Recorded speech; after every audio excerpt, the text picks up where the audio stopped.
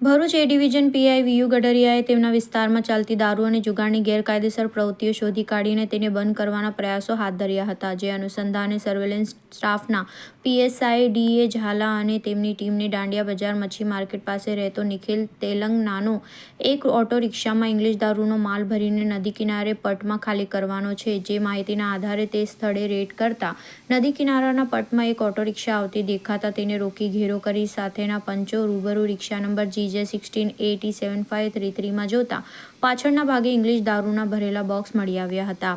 આ બંને આરોપીઓના નામઠામ પૂછતા લાલસિંગ દરબાર અને નિખિલ સુખદેવ તેલંગ હોવાનું જણાવ્યું હતું.